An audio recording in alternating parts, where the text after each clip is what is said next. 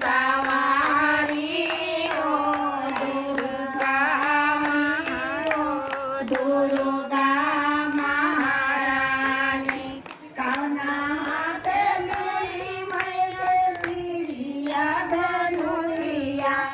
कौना हाथ शोभे मैया तीरिया धनुषिया कौना हाथ शोभेला कटारी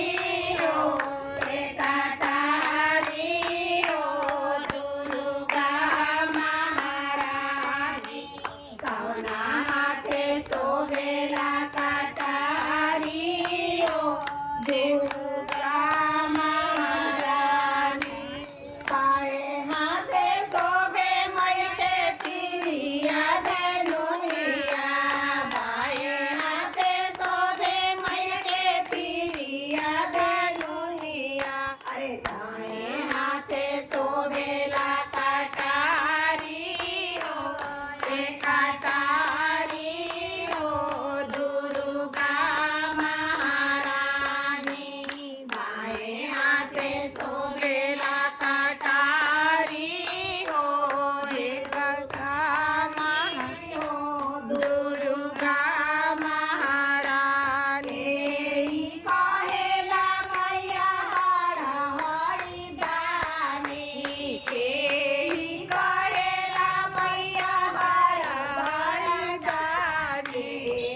कहेला महाकाल हई हो महाकाल हई हो दुर्गा महारानी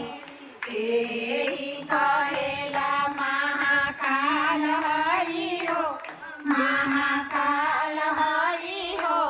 दुर्गा महारानी कहेला मैया बड़ा हई दानी कहेला मैया बाई वरदानी असुरा कहेला महाकाल हई हो महाकाल हई हो दुर्गा महारानी असुरा कहेला महाकाल हई हो दुर्गा महारानी असुरा कहेला महाकाल हई हो दुर्गा